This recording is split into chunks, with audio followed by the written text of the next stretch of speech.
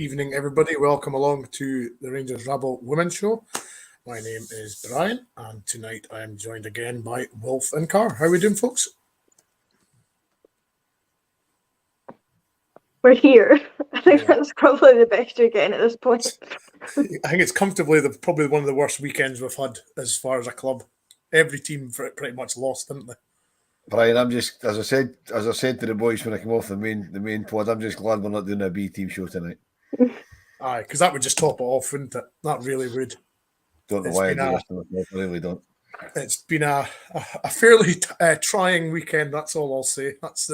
Ever since Friday night, it's just been downhill from then. So here we are. So we're here to talk about the women's show. Me and Car did a 15-minute reaction on Saturday, just to quickly go over, the game and how we thought it went. Wilf, the floor is yours. What did you think? I swerved it on Saturday because I just wasn't in the mood to talk about it, to be perfectly honest.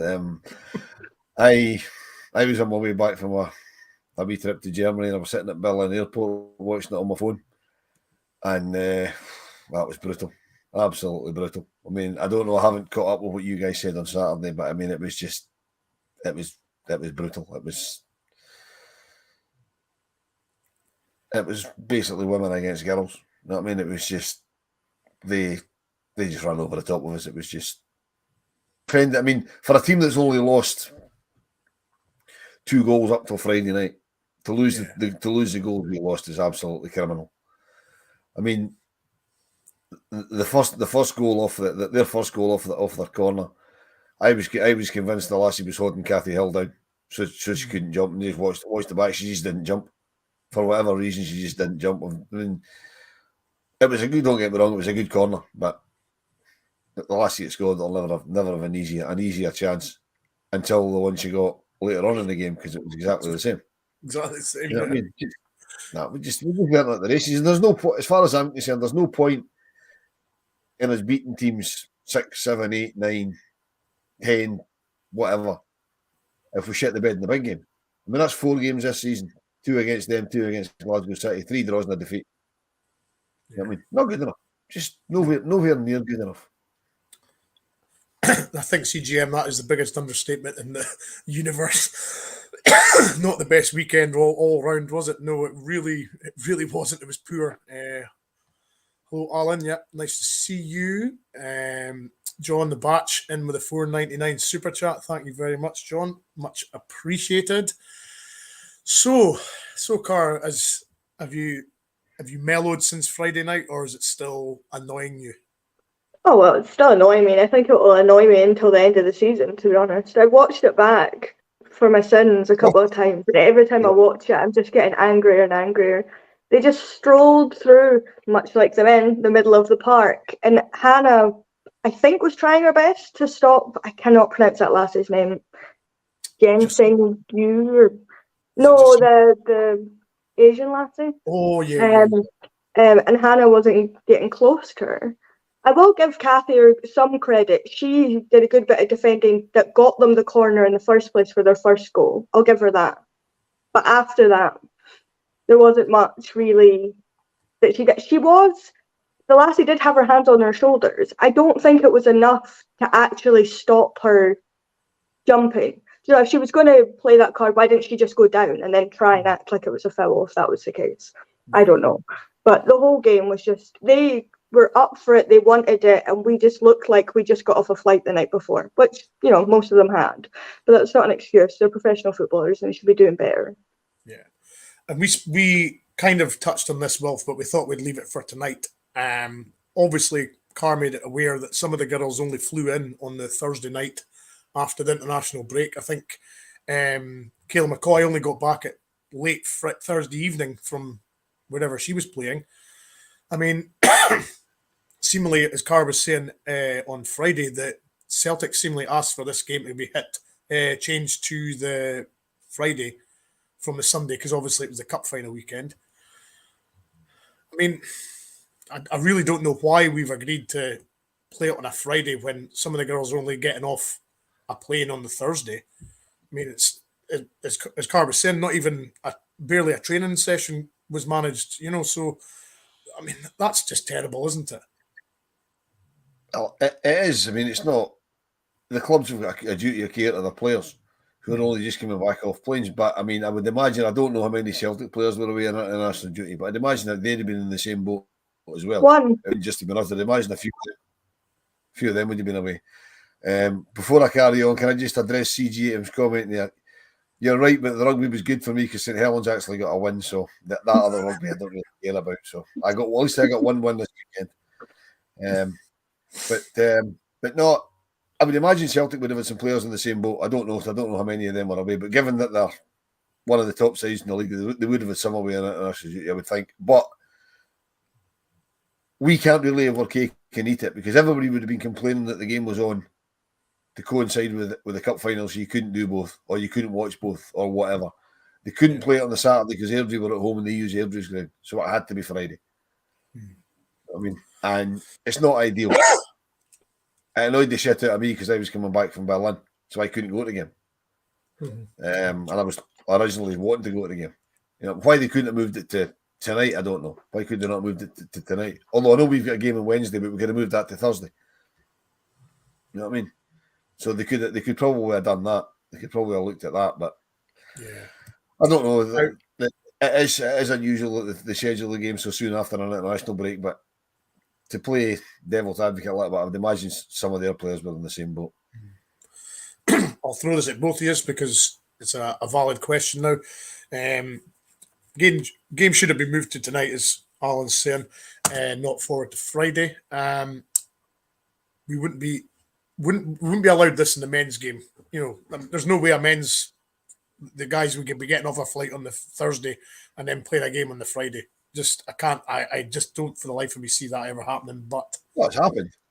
It's happened. Yeah. I mean, you've had situations where Morelos hasn't made it back because he's come from, to use him as an example, because he's come from the other side of the world because he's playing in South America. It's where the players are playing and they come back off the flight. But it's the fact that the Scotland players, you know, from the Pinatar Cup, they didn't get back till Wednesday night, so they've got no time at all on the Thursday, and then the Friday is preparation, and it's a big game. You know what I mean? It would have been a big enough ask had that been one of the jobber teams in the league, but the fact that it was a top of the table clash against that other lot, it was a wee bit ridiculous. There's no real reason it couldn't have been tonight.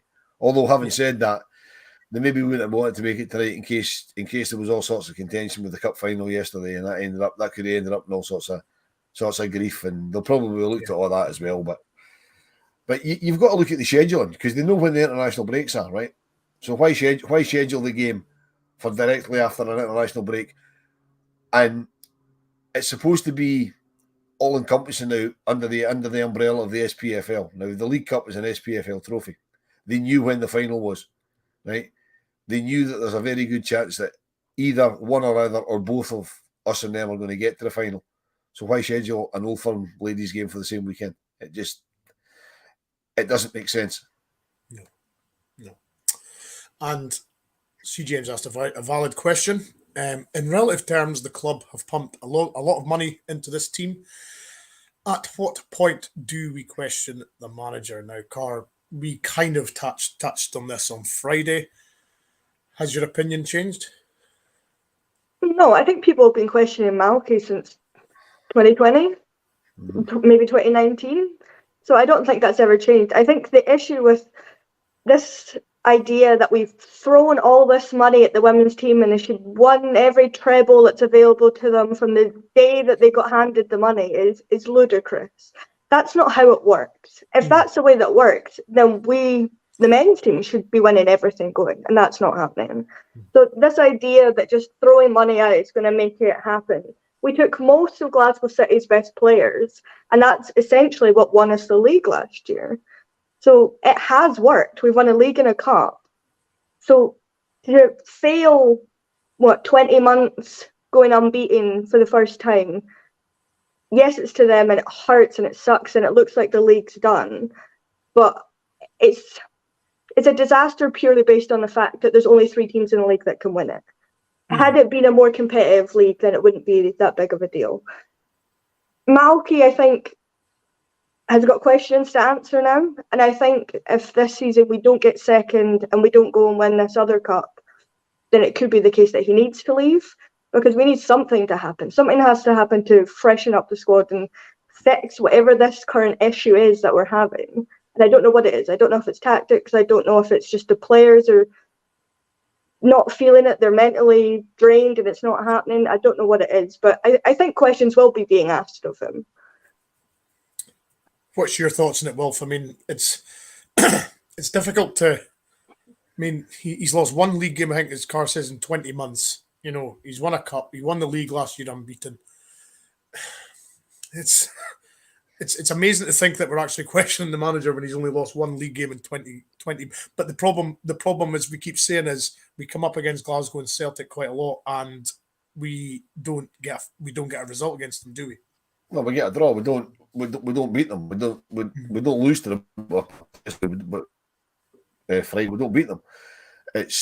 I mean, the stark reality is, right, that the league is effectively a 3-horse race, and we're third in that 3-horse race at the moment. And the way it's looking, we're going to finish third, which means we'll miss out on Europe, which is a disaster, because that's potentially where the money comes from. Because they want to make it self-sustaining. Now, it's not going to be self-sustaining with the crowds that they get at the moment. As we keep saying, the only way they'll get crowds is to be successful and win things. Now, we won the League Cup, that's great, but you need to build on that. We won the league, followed up with the League Cup, need to build on that. Everybody was waxing lyrical with the Champions League qualifiers when we went over to Greece and got results and got through, and then played Benfica. And we got a decent crowd at Ibrox against Benfica, and things were looking great. And then this is where we are now.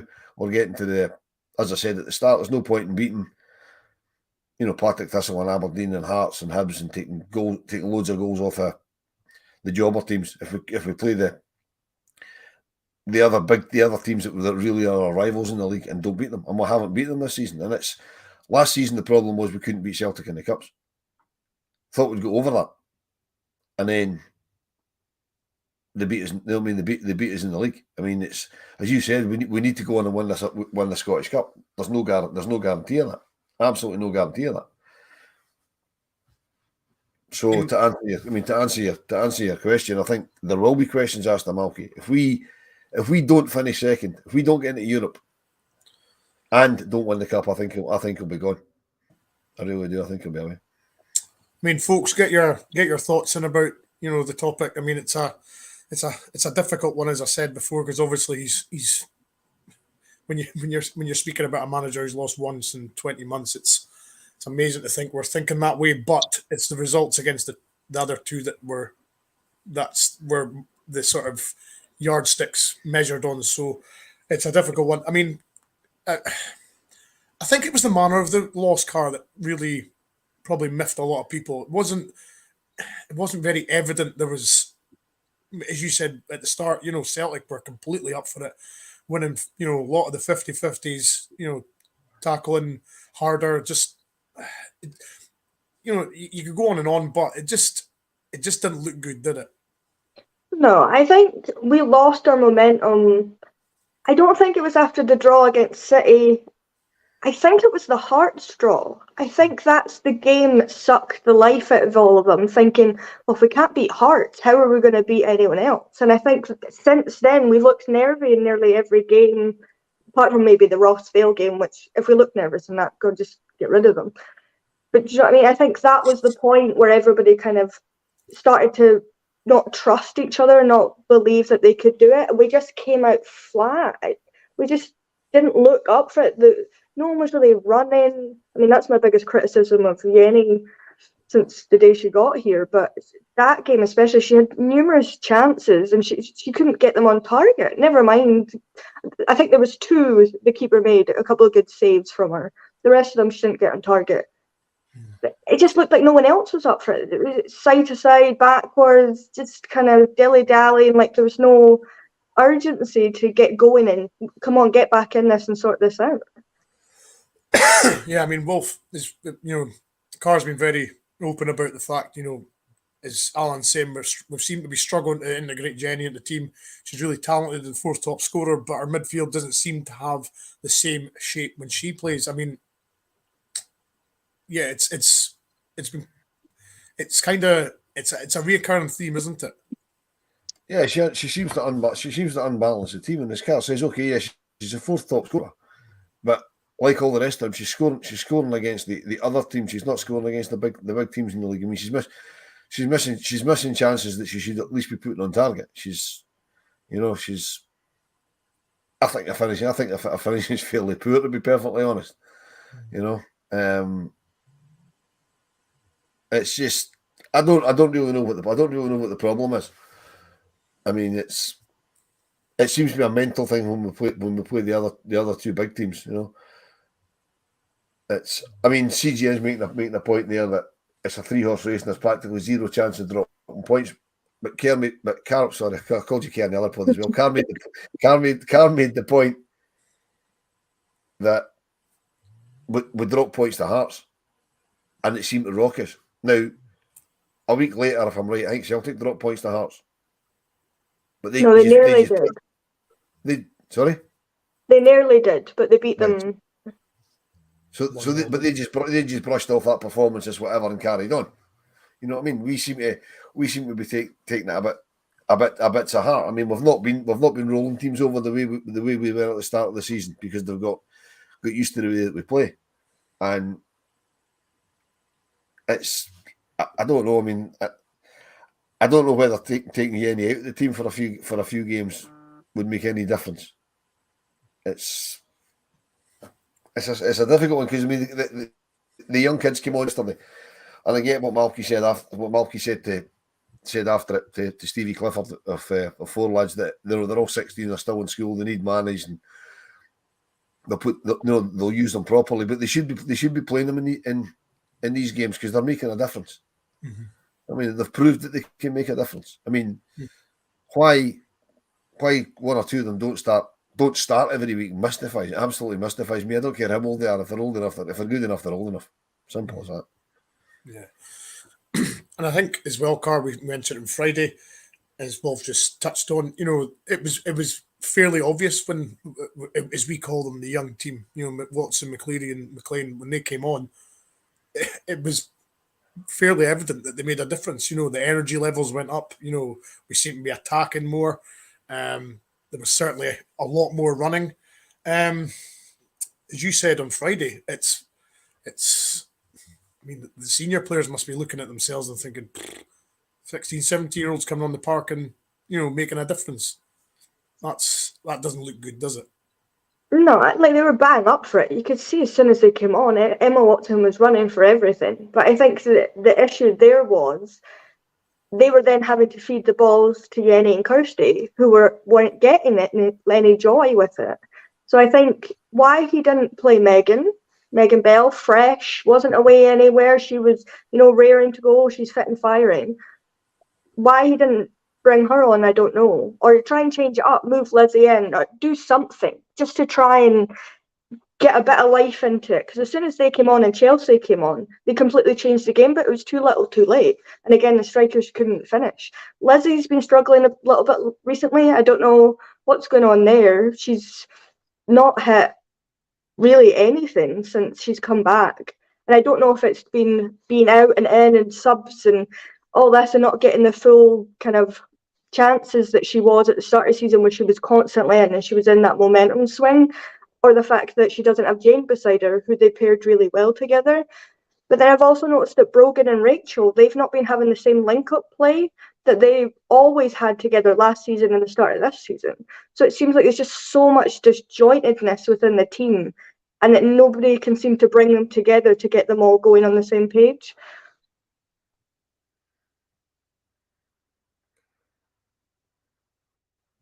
I mean, if this season's effectively a write-off, what do we have to do for the next season to get back on top, Wilf? I mean, that's a really good point. It's quite simple. We have to learn how to beat Glasgow City and Celtic. Simple as that. I mean, beating everybody else doesn't seem to be a problem. I mean, as Alan pointed out in the comments, it wasn't Hearts that Celtic dropped points. It was Motherwell, but they just shrugged that off. You know what I mean? And just got back on the horse, so to speak. I mean, our problem is we seem to have a mental block against the bigger sides. Now we're last season when we were on the way to win the league, when we took City's players off them. We scalped them. We put 5 past them for the reply. We absolutely scalped them. And then, but that's understandable because we had half their team playing for us. And then they kind of steadied their ship, and they're now back top of the league. And we just seem to have this thing that we struggle to beat them, and it's a consistency of performance. Mm-hmm. I don't know whether the girls believe that they're better than they are because they are rolling over teams, not letting in a lot of goals. I mean, up till Friday defensively, we'd let in 2 goals. I mean, Tess mentioned that in her aftermatch as well. It's just, look, we're really disappointed. We've only conceded 2 goals up till tonight, and then we've let in 3. But 2 of the 3 were identical, so we didn't learn off the first one. The first and the third goals were exactly the same goals. So we didn't learn off it. Nothing changed. So, and the way these games kind of fall, because we don't play Celtic or Glasgow City any time shortly, we'll go back to scoring a lot of goals, not letting any, and everybody will think everything's fine again. Mm-hmm. Then we'll get a big game, and it's same old. It's difficult. It's to me, it's a mental thing. And whether that's because the manager can't get them up for it, or whether they're just the team's getting stale, I don't know. I mean, Jane Ross getting out injured start of the season, that's crippled us. That's absolutely crippled us because we're not scoring. I mean, games against the big 2, you're not going to make as many chances as you do in the other games. And Jane Ross would put them away. Whereas, as we said, Yenny's missing them. Lizzie's, for whatever reason, she's not firing the way she was earlier in the season. Brogan seems to have gone off the boil with supply. There's no goals coming from anywhere really in the big games. I mean, the fact that we've hardly scored a goal against either of the big 2 this season tells you that. I mean, I think it might be a mental thing. I don't know. Well, that's what CGM's just asking again. So to beat these teams, do we need better players, better tactics, or a better mentality? Is it all of the above? Yeah, I think we need to recruit. I think we need to freshen things up. I think there's some players that have, maybe not been here a long time, but they've been here for a few seasons, and maybe it's time that whether they think they've done it now, they've completed it, and that they can relax and settle down, I don't know. But we certainly need to play the youth more. Get the academy girls up that are doing really well. I mean, if you look at the 18s teams, they're top of their league and they're winning nearly every week. They're beating Celtic, they're beating Glasgow City. They're having no issues. So why not bring up Laura Berry, Mia McCauley, those girls that are playing well, get them into the system and integrated in, move on some of the older players that seem to not be getting what we need to do, and then recruit. Bring internationals in, bring whoever in that's going to improve the squad, because we've not done that. And whether that's down to money, I don't know. No one will ever know what the situation was with the January window and why we didn't do anything with it. But we should have been looking at another defender, because we were one defender down away from being screwed, essentially. We need another striker just as backup, because Kayla's now got a knock. So we're now relying solely on the front 3 that are struggling at the moment. So it's recruitment, it's maybe a freshen up of tactics, maybe Malky needs to get another person in beside him that can help him out.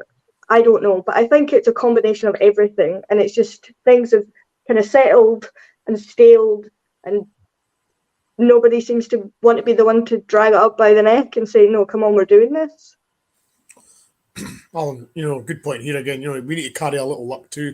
We need an early goal in one of these big games to get the confidence back. We have to score when we're playing well. I think we mentioned that on Friday as well, Car. The first 10, 15, before Celtic scored the first goal, we were, on top and looking like scoring. And then from the first goal, that was pretty much it. And as Alan's saying there, sort of, Wilf, the longer the games go on when it's 0-0, we just seem to, I wouldn't say panic, but we just don't seem to carry or have the composure, to finish off these chances.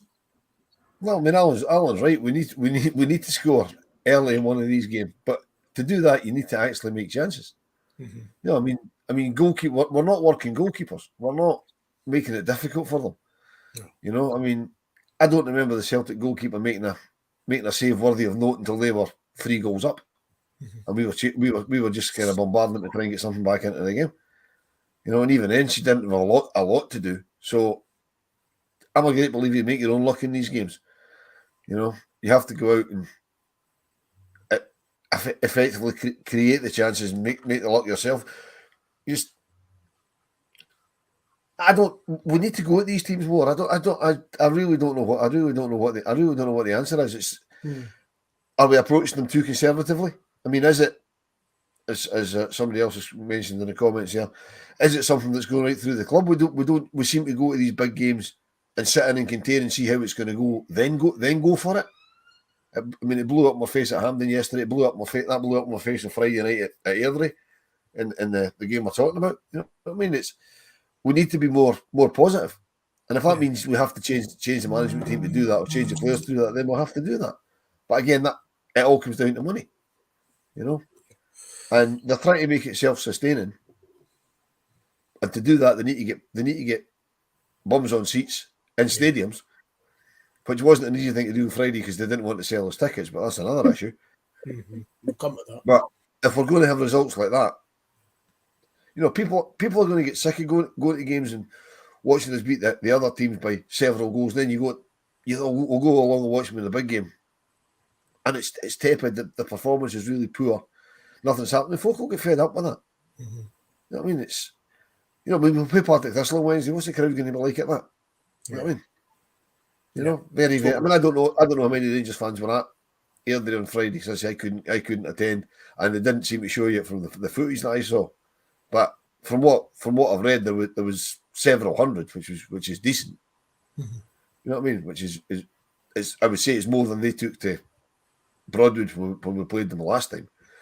You know, which is encouraging. But it's the same people all the time. There's no new support coming along.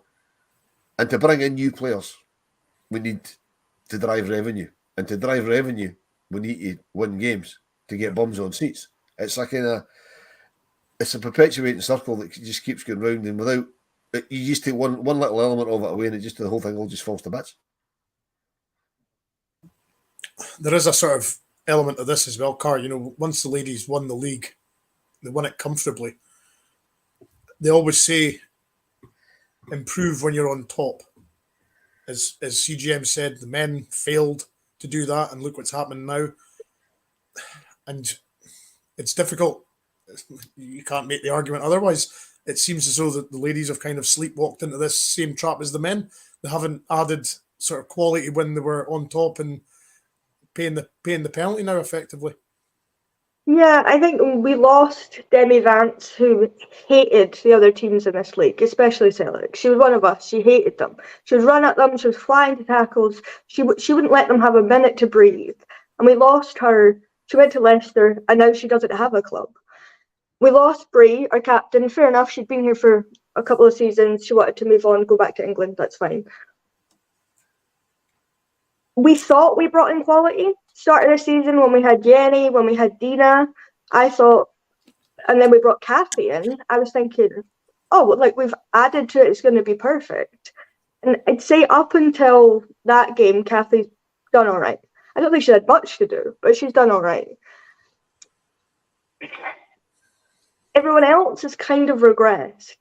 I'd say Nicola Docherty, she's not her usual standard of in their faces, barging people out the way that she was. Like, she wasn't on Friday, but then that again could come down to playing for Scotland and coming back and being fatigued and whatever else. So I think there is an element of that. We did.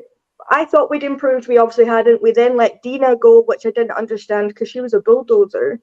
And then we just let her leave mid-season, you know, whatever reason that was. I don't know. She wasn't getting game time.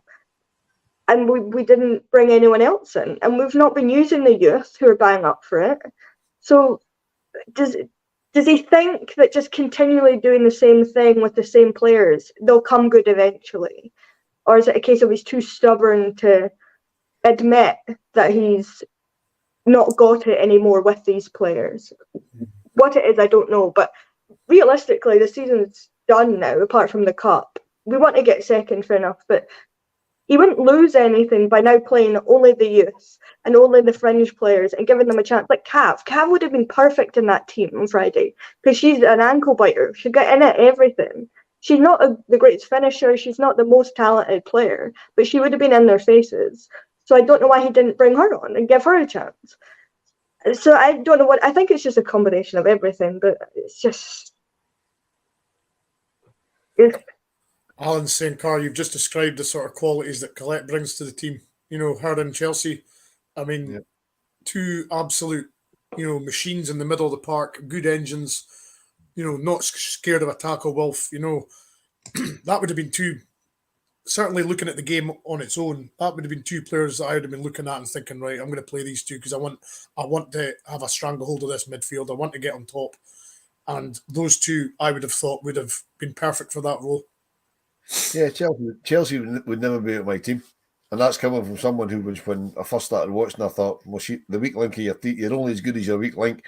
And that's our weak link. I used to think that she was our weak link, but I've completely turned 180 on that. I think she's fantastic. Mm-hmm. I'd have her starting every single week. But if I can pick up on the point that Laura made there, Brian, that the management team and the board, same as the men's team, you have to ask the question, right? We touched on when the men last won the title, we stood still. The women won the title last season. Both of them won them unbeaten, and we've stood still. Now, is it the management? Is it the management of different branches of the club that have made the decision to stand still, or have the board just went, well, you're doing okay, so we'll just leave it as it is? Mm-hmm. I would tend to fall down on the side of it's the board, because there's a common denominator that both sides win the league unbeaten, and don't refresh, don't build on it. As you said, you fix the roof while the sun's shining. Yeah, and we haven't fixed the roof while the sun's shining. And look what's happened. After the season that the women's team won the league, which was the season after the men won the league, the men's team struggled, didn't really do anything. Exactly the same as happened to the women this year, the year after they won the league. You know what I mean? The only difference is at least the women's team managed to pull a cup out of it. You know what I mean? So that's slightly more successful. But you have to ask the question, have the board just went, well, we're doing okay, thanks very much, and that'll do, we're still rebuilding. You know what I mean? But we're not rebuilding because you can't stand still, because if you stand still, you're effectively going backwards. Correct. 100%. Now, we obviously spoke about this as well, Karen, on Friday, about the allocation situation. The chat that you were giving us earlier in the week was suggesting that there was no away fans allowed. Then there was discussions or questions raised, and all of a sudden there was an allocation. Why on earth why did anybody think that was a good idea to not have an away section? I mean, it's not as though there was going to be like overspills or, the stadium was going to be jammed. You know what I mean? I just didn't understand that, and I felt heart sorry for the girls like yourself and Laura and all those that go all the time. That's the sort of premier game of the season, and they were nearly shutting you out. I thought it was a disgrace. Yeah, I think it was Celtic that wanted that, because all week on their Twitter and everything, they were going on about how they need their fans behind them, and their fans, the 12th women or whatever and all this.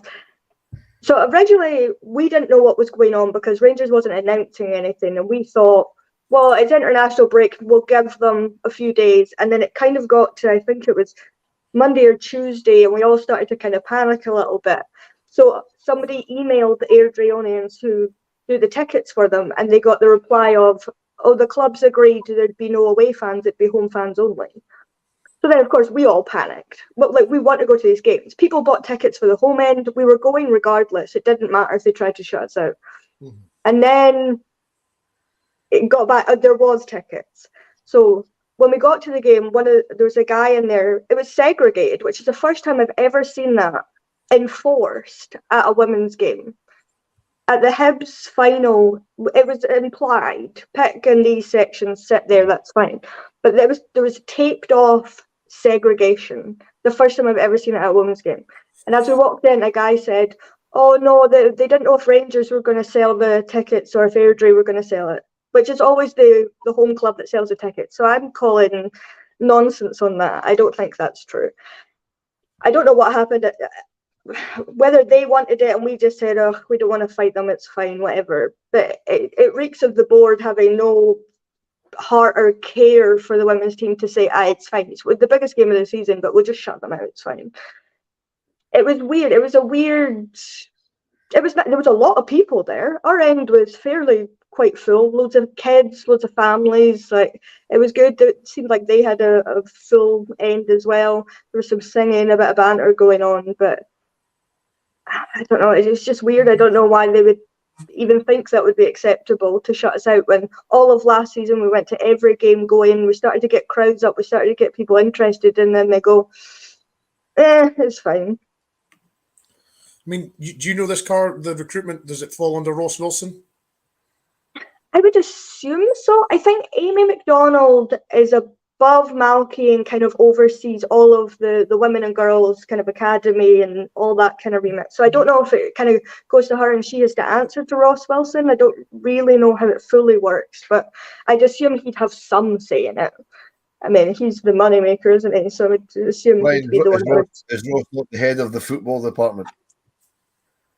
And the women's team comes under the football department, so I'd imagine that ultimately it's on him.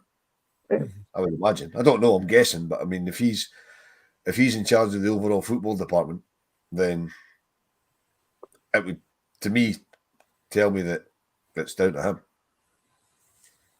What do you want me? Yeah, it really does. And CGA makes the point that one of the greatest managers that Scotland's ever had, Alex Ferguson's greatest skill was taking a winning team and being totally ruthless with it and getting rid of players and recruiting better. You can't stand still. I mean, Wolf, that's right on the money. Alex Ferguson got rid of... You've got to remember, right? You've got to remember, he's 100% right. Right? CGM is 100% right. But you have to remember that that version of Alex Ferguson that did that, right, had 20 or 30 years experience as a manager. I mean, that Alex Ferguson was half an hour from getting the sack at Man United. And then they managed to beat Crystal Palace in a cup final. It was Crystal Palace in a cup final that kept him in a job, and then the rest, as they say, is history. Yeah. You know what I mean? So Malky's not got that sort of experience. Malky's never going to get that sort of experience because he's not at that level. You know what I mean? Yeah. But I mean, yeah, I mean, the women's game not exactly known for violence. It's nuts. I mean, go back to the whole ticket thing, right? I mean, again, I say I couldn't go to the game, but I'd have wanted to go had I been here. And you've got that same weekend, you've got Hearts and Hibs giving away 5 figures of tickets. They're giving away 12,000 tickets for the Edinburgh Derby yesterday. Now I know they didn't all turn up at the game. I don't know what the crowd was, but I believe it was a lot less than the tickets they gave away. Same thing when they played at Easter Road earlier in the season. They gave away 13,000 tickets and 8,000 folk turned up. Because if you're giving them away, not everybody's going to go. They're just going to say it doesn't cost me and I'm not going to bother, right? But they're actively trying to encourage people to go to games. And there's the Old Firm game. Whatever way you cook it, the Old Firm game is the biggest game on the calendar because there's always going to be. You know what I mean? Supposing it's a game of tiddlywinks or rock, paper, scissors, it's the biggest game on the calendar because it's Rangers and Celtic, right? And they're actively trying to stop people going to attend the games. It makes absolutely no sense to me. None at all. They should be encouraging people to go. They should be having ticket incentives. They should be, they should be saying to somebody, look, tickets, I don't know, say tickets, I don't know what tickets are £5 or whatever, right? Say tickets are £5, right? 2 adults and 2 kids, 10 or take the kids for nothing. Bring your kids in for nothing, get the kids to the game, try and encourage them. Because it's a great way, as we keep saying every week on here, it's a great way to take your kids to watch football in a safe environment. They're not going to hear the unsavoury songs that get sung. There's not going to be that much abuse. There's the odd bit of swearing because you get that at football. Not just when I'm there. And then they're saying, well, no, you can't come along. You know what I mean? It just doesn't make sense. To me, it makes no sense at all. Let's build up a game. Let's really hype a game and not bring anybody along it. Man. Well, there you go. But again, going back to that, the first Edinburgh Derby, the one at Easter Road, which was about 3 weeks before the League Cup final, had that sort of crowd as well. Yeah. But then, 1,500 Hibs fans turned up at the Cup final. And that can't all be down to the fact they didn't want to go to Tynecastle. No. So what happened to 5,000, the other 5,000 Hibs fans, because the cup final attendance was less than 4,000, as we touched on last week. You know what I mean? Where have they all gone? You know what I mean? There's a lot more we could be doing to encourage people to go to games. You know, and it's difficult, as Wolf's saying there, Car. You know, we're trying to encourage a younger element of the fan base to go. You know, a lot of girls, because at the end of the day, the women's team are going to be what they're aiming. You know, that's where they're, if they want to, you know, be a professional footballer, that's the sort of levels that they've got to get to, and it's nice for them to see firsthand, you know, the ladies playing, and you know, for them to have a pathway to possibly play, you know, women's professional football. So it's great for the young girls to see it. But as Wolf says, you know, a tenner for a family of four, you know, 2 adults and 2 kids, get folk in, and just as Laura's saying there, though, they promoted that Edinburgh derby really a lot, whereas that game Friday night was, you hardly heard a peep. No, I think the issue with the tickets also reflects on the way it was marketed, though. Because if we thought, well, our fans aren't coming, why are we going to really sell this and push it if people can't go? So I think maybe that had a part to play in it, because they were promoting the hell out of it. You know, they were tweeting every day about it. It wasn't getting much traction on Twitter, it seemed like. I was trying to look, but it kept coming up. But I think there's pockets of girls at the games that you see every week, and we speak to their parents on Facebook through the supporters group, and a few of them have said, I don't care about the men's team. I only care about the women's team now, because that's who I can aspire to be like.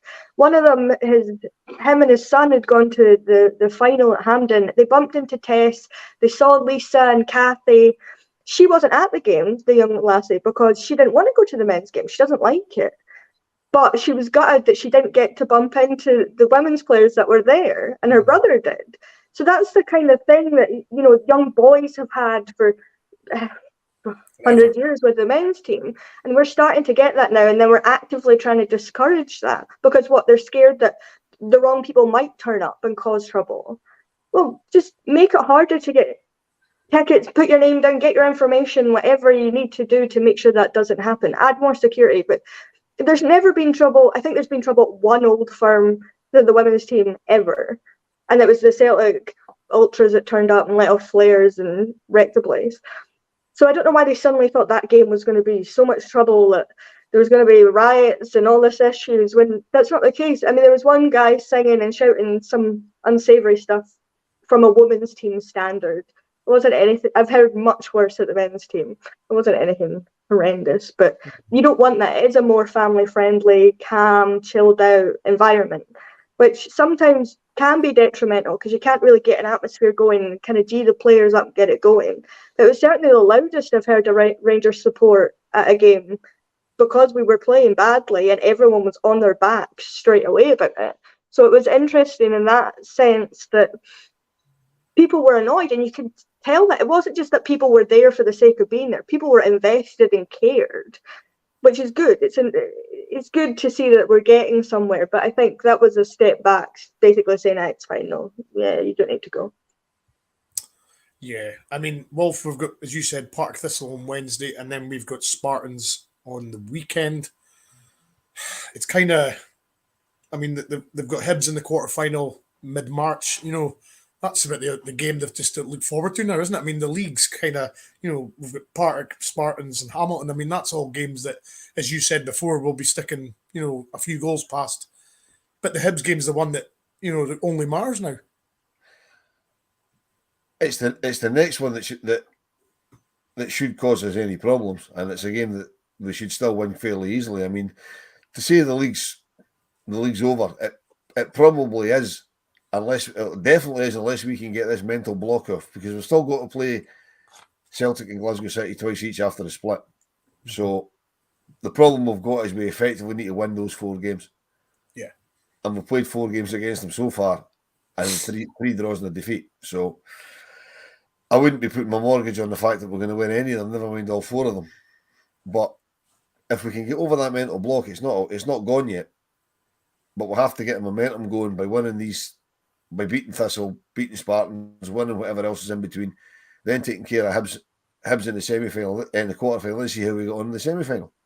You know, I mean, with a bit of luck, Hearts will lose a favour and put Celtic out. That would be a bonus.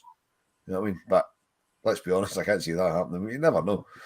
Be looking for a Hearts double in the cups, but we'll see what happens with that. You know, but The fixture that pleased your wife no end, the girlfriend no end. she wasn't happy at the time when I was reeling the draws down the photo. She was not happy. So yeah, we do need to get the momentum going. Alan's right, but as I said earlier on, right, it's all very well getting the momentum going and rolling over the teams we're supposed to roll over. It's the teams that are going to stop us winning things that we need to be beaten.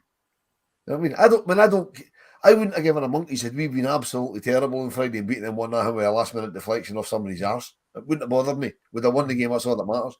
You know what I mean? But it's the manner of the defeat. We just rolled over. I mean, we lost a goal, 10 seconds into the second half, and another goal a couple of minutes later. The game was done. That was it. Finished. I mean, the whole thing was just done. Just gone. And they're terrible goals to lose. I mean, two identical goals off corners. And then the goal at the start of the second half, the lassie just walked past Brogan like she wasn't there, stuck it into the box, and her teammates on a 6-yard line with nobody near. You know what I mean? Just not good enough.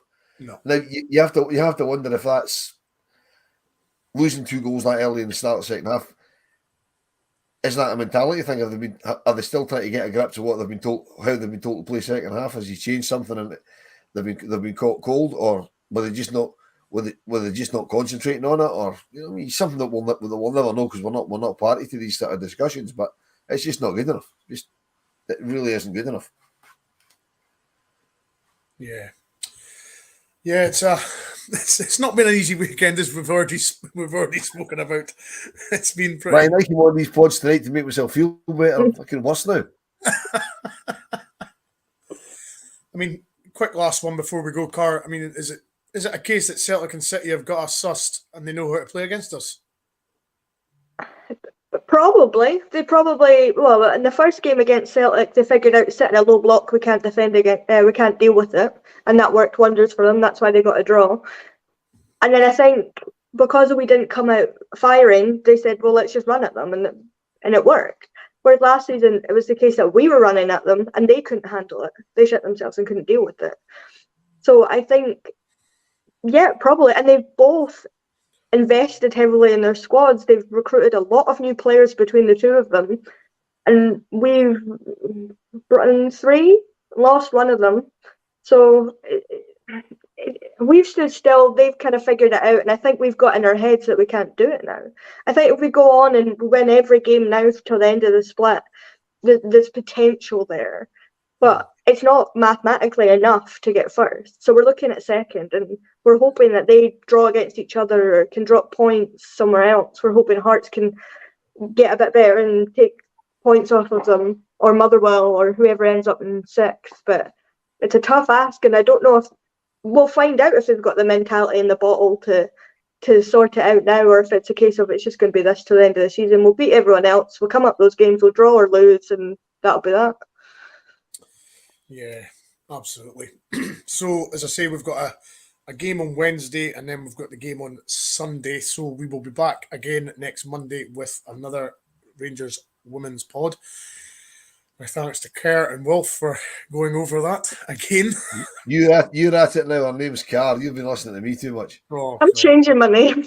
It's been too long. It's been a long weekend, and it's just it's not been good. So, thanks to everybody in the comments for asking the questions and making the points. Wolf and Carr, thank you again for braving that discussion again, Wolf. I mean, 2 pods in one night. You know, glutton for punishment. Yeah, well, as I say, I came on my missus phones me when she finishes work every night on her way home, so she goes out and put the tea on, and she said, "Please tell." I said, "How you feeling?" I said, "I'm still gutted after you. Still really angry after yesterday." She says, "Please tell me you're podcasting tonight." I says, "I am, I." "How many are you doing?" I says, 2. "That's good. You'll get it out of your system." No, I didn't. But luckily she's gone to her bed, so I'll calm down by the time I see her tomorrow. Hopefully.